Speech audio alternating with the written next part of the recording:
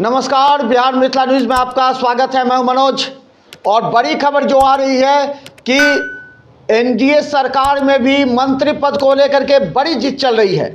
आखिर अंत में बीजेपी को मानना पड़ा कि नीतीश कुमार के पास ही रहेंगे गृह मंत्रालय और कार्मिक विभाग, लेकिन और कई मंत्री पद को लेकर के चला। अंत में यह निर्णय हुआ कि जो पहले थे, जिस पद में जिस विभाग जिनके पास था वो रहेगा। इस तरह शिक्षा, हेल्थ रहेगा बीजेपी के पास, बाकी जो पूर्वत होगा। लेकिन हम बता दें, 17 माह बनाम 17 साल अब राष्ट्रीय जनता दल नीतीश कुमार पर लगातार आरोप लगा रही है कि 17 साल में आपने जो नहीं किया वो 17 माह में हमने कर दिखाया है। आज हमारे साथ सैनिक प्रकोष्ठ बिहार प्रदेश के उपाध्यक्ष हैं रजनीश जी। रजनीश जी, पटना से आपका स्वागत है। नमस्कार। रजनीश जी, सरकार तो आपकी गिर गई, आपके अंदर कुछ तो कमी रही होगी जिस वजह से सरकार गिर गई। नीतीश जी आपसे नाराज होकर चले गए, कुछ तो आपने किया ना। क्यों नहीं आपने लीडिंग किया, क्यों नहीं आपने समझाया कांग्रेस को, क्यों नहीं आप बात संयोजक बनने के लिए नीतीश जी को कहा? गलती आपकी है, ये जनता देख रही है। रजनीश जी, नहीं, हम लोग की गलती नहीं है, ये आप भी जानते हैं। हम लोग तन मन धन से चाह रहे थे कि ये सरकार चले नीतीश जी के नेतृत्व में, लेकिन कांग्रेस पार्टी जो राहुल गांधी के नेतृत्व में है उसने इमैच्योरिटी दिखाया और नीतीश जी को जो वायदा किया गया था कि उनको प्राइम मिनिस्ट्रियल कैंडिडेट डिक्लेयर किया जाएगा, वो नहीं किया गया। उनको कन्वेनर भी नहीं बनाया। दिल से चाहते थे, इसलिए दिल से चाहते थे आप, दिल से चाहते थे, यह पूरा दिल से चाहते थे, हम लोग दिल से चाहते थे कि प्रधानमंत्री पद के उम्मीदवार बनाया जाए। हम लोग दिल से चाहते थे, तन धन से चाह रहे थे शुरू से ही कि नीतीश जी के रूप में नरेंद्र मोदी साहब के सामने एक मजबूत दावेदार हो जो राष्ट्रवाद पे, सांस्कृतिक राष्ट्रवाद पे, करप्शन पे, परिवारवाद पे उन्हीं के स्टेचर का एक आदमी हो, जिससे कि चुनावी रणभूमि में मुकाबला बराबर का हो। लेकिन कांग्रेस पार्टी ने पूरे प्रोसेस को सैबोटेज कर दिया, पूरे प्रोसेस का अपहरण कर लिया। इसलिए दुखी होकर नीतीश जी चले गए। हम भी दुखी हैं, वो चले गए, हम गाली नहीं दे रहे हैं। आप नीतीश जी के साथ हैं कि लालू यादव के साथ हैं? दुखी हैं आप तो लालू यादव भी दुखी है, नीतीश जी भी दुखी है। पार्टी, मेरा मतलब कहने का मतलब आरजेडी कर रहा हूँ। हम लोग उनको अभी एनडीए में चले गए हैं, हम लोग उनको गुड लक कर रहे हैं कि अगर बीजेपी वाले प्राइम मिनिस्टर उनको बना दे। लेकिन वो जो यहाँ से गए उसका हमें दुख है कि वो कांग्रेस के मिसबिहेव के कारण, मिसकैलकुलेशन के कारण गए हैं। लेकिन अब लालू जी, तेजस्वी यादव तो अब 9 सीट दे देंगे कांग्रेस को, जिस वजह से पहले से कांग्रेस चाह ही रही थी कि नीतीश जी अगर हट जाती है तो उनको अधिक, क्योंकि 4 सीट दे रहे थे आप लोग कांग्रेस को और कांग्रेस पहले 9 सीट पर लड़ी थी। तो अब तो कांग्रेस को 9-10 सीट मिलेगा ही ना। लालू जी तो 30 सीट लेंगे, बाकी छोड़ देंगे। 25-26 सीट पर राजद जीतेगा कितना, क्वेश्चन तो इस बात का। लेकिन कांग्रेस ने तो चाह लिया, जो कर दिया। कांग्रेस ने चाहा कि आप लोग उसको 4 सीट दे रहे थे, इसीलिए उसने नीतीश जी को हटाया ताकि आप 9 से 10 सीट दीजिए कांग्रेस को। 9 सीट तो तय हो गया ना कांग्रेस का। आप देख लीजिए वो सीट लेके आप क्या कीजिएगा जब आपका मेन एम ही अचीव नहीं हुआ। एक छोटे नीतीश जी के बिना आप सरकार नहीं बना सकते हैं, चुनाव नहीं जीत सकते हैं। ये राष्ट्रीय जनता दल का स्टैंड है क्या?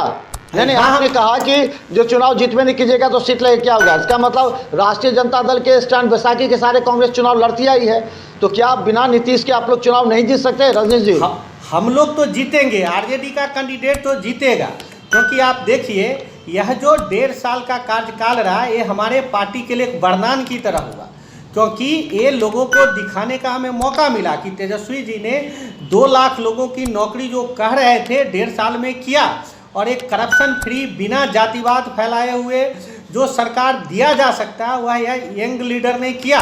तो इससे आरजेडी के जड़ में ऐसा खाद पानी गया है कि अभी 25 साल तक इस पार्टी को चुनाव जीतने में कोई डर नहीं है, कहीं कोई प्रॉब्लम नहीं है।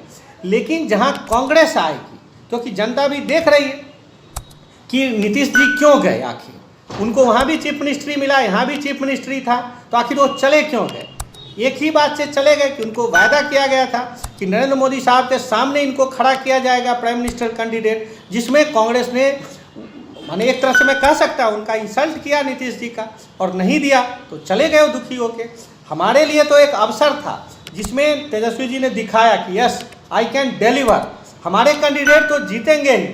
आप देखे नहीं उस बार, पिछले बार 2019 के चुनाव में पुलवामा के नाम पे हम लोग 0 पे आउट हो गए, लेकिन विधानसभा चुनाव में भकमच्छर छुड़ा दिए बीजेपी का, याद है कि नहीं?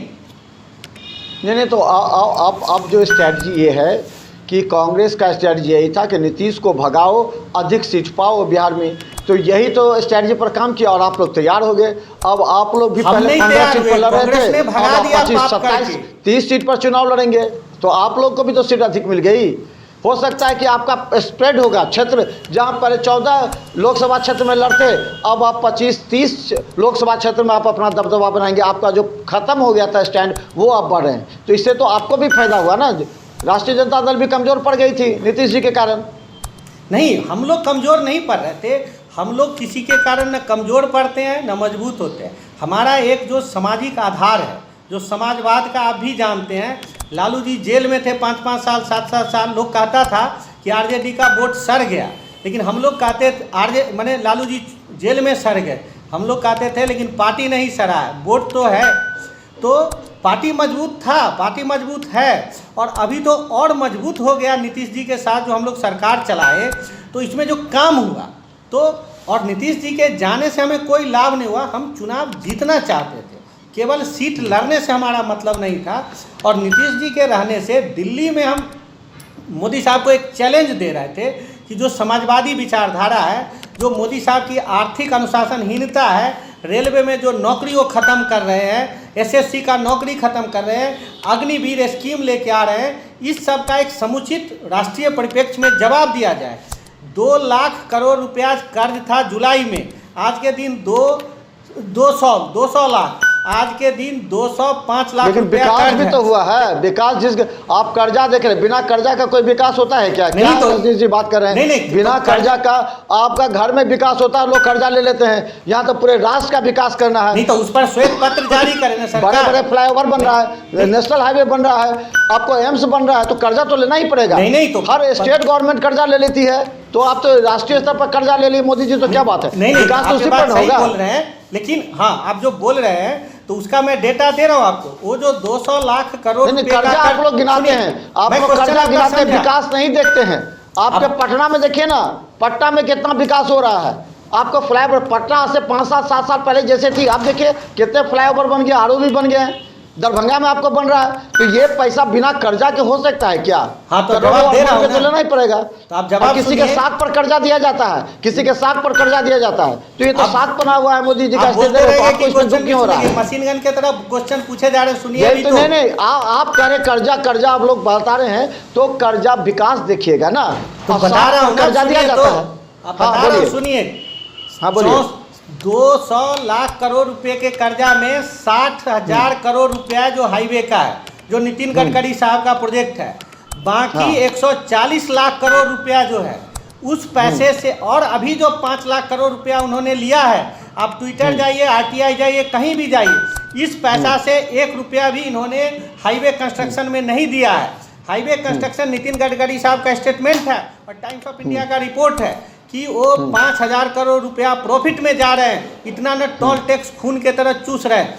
ये 5 लाख करोड़ रुपया वो कहाँ खर्च कर रहे हैं? मुझे तो लग रहा है जो किसान निधि जो दे रहे हैं, ये जो 5 केजी अनाज दे रहे हैं, और पार्टी का जो विज्ञापन चला रहा है, क्या क्या चला रहे, ये पैसे पर श्वेत पत्र जारी करें। मालूम है कि बिहार सरकार अनाज नहीं दे रही है, कोई भी डीलर के माध्यम से लोगों के घर में अनाज दे रही है, वो केंद्र सरकार ही दे रही है अभी तक। तो केंद्र सरकार कहाँ से दे रही? कर्जा लेके दे रही है, श्वेत तो आखिर दे तो रही है। आप कहते हैं गरीबी हटाओ, तो गरीबी तो हटा रही है, गरीब जनता को तो खाना दे रही है ना। नहीं, खाना देने कर्जा लेके आप देंगे 10% इंटरेस्ट पे, तो सरकार अब आ गए आप रास्ते पर कि कर्जा लेकर के फ्री नहीं देना चाहिए, और आप लोग तो केजरीवाल को बढ़ावा दे रहे हैं, केजरीवाल के तर्क पर करें कि फ्री देंगे, बिजली फ्री, राशन फ्री। आज बीजेपी का कोई लीडर मोदी साहब का नाम लिए एक लाइन नहीं बोल सकता है, क्योंकि बीजेपी के सारे एमपी बिहार में निकम्मा। आप दरभंगा में ले लीजिए, गोपाल जी ठाकुर साहब का अपना किया हुआ क्या है बताइए? सिटी में क्या उन्होंने एक पार्क डेवलप कराया, एक लाइब्रेरी खोला, जाम के समस्या निकाला, पोखरी का वो जो 3-4 पोखरी है, लक्ष्मी सागर, ये सब किसी का उन्नति कराया? एक सिंगल अचीवमेंट नहीं है बीजेपी के एमपी का। एक आदर्श गांव बनवाया। बीजेपी का कोई लीडर मोदी साहब का नाम लिए 1 मिनट बोल नहीं सकता आज के दिन। तो वहाँ पे हम लोग नीतीश जी को तो खड़ा आप लोग भी तो करना लालू चाह रहे प्रसाद हैं। यादव, तेजस्वी यादव के नाम लिए मैंने कुछ नहीं कब बोल लिया? सकते। ये तो एक बार भी हर नाम पार्टी नहीं का लिया। है। वो मोदी जी का नाम लेंगे, आप लालू जी का नहीं, नाम लीजिए, बिना हम नाम के तो एक होगा बार- नहीं ना। इतना देर में हमने कब लिया? आप एक बार कहा कि खाली उन्होंने लीडरशिप में पार्टी चुनाव लड़ी, लेकिन क्रिया कार्यकलाप में हमने कब कहा? लेकिन कांग्रेस के बीजेपी के एमपी से पूछिए क्या किया। दरभंगा में तो आप रहते हैं, बताइए। अंतिम आप सवाल, जाके- अंतिम सवाल रजनीश जी, अब अंतिम सवाल। अब 2024 चुनाव को लेकर के रणनीति अंतिम चरण में है, आपकी क्या रणनीति रहेगी?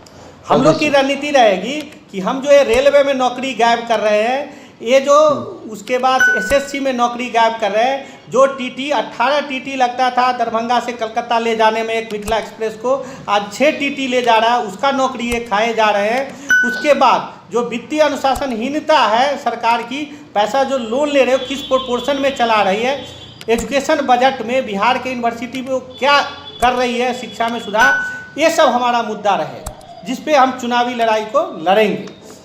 तो धन्यवाद।